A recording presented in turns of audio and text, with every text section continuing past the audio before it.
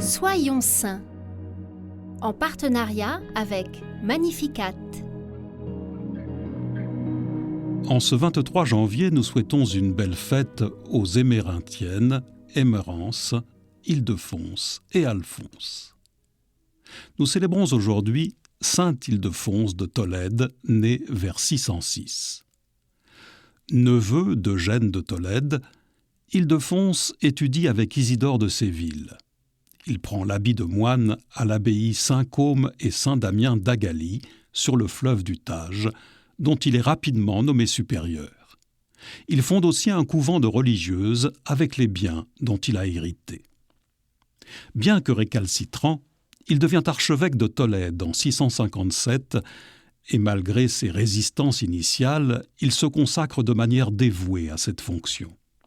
Ildefonse participe au 8e et 9e concile de Tolède et joue un rôle important dans l'uniformisation des liturgies espagnoles.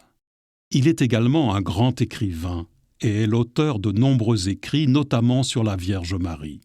En effet, il aime profondément notre Mère du Ciel dont il reçoit des visions. Il va par ailleurs être un grand défenseur de la virginité perpétuelle de Marie. Cette belle dévotion mariale lui inspire des hymnes remarquables, comme nous le montrent ces quelques mots. Salut, beauté exquise de la fleur, épouse du Christ, humble servante, toute belle et vénérable, à qui nul ne fut semblable.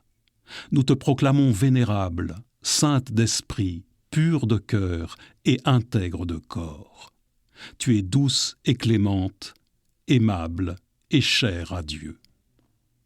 Parmi les prodiges de sa vie, il a une vision de sainte Léocadie, le jour de sa fête, le 9 décembre, qui lui permet de localiser les reliques de cette martyre en indiquant le lieu exact où elle avait été inhumée. Ildefonse rend son âme à Dieu le 23 janvier 667, après une vie passée au service de l'Église d'Espagne.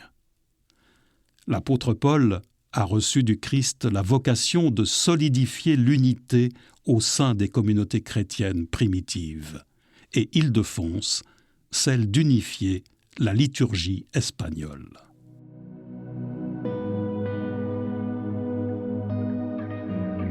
Par l'intercession de saint Ildefonse de Tolède et celle du Christ, que chaque célébration liturgique fortifie notre capacité à entrer dans le nous de l'Église qui prie. Nous pouvons aussi aujourd'hui, à la suite d'Ildefonse, honorer spécialement la Vierge Marie dans notre prière.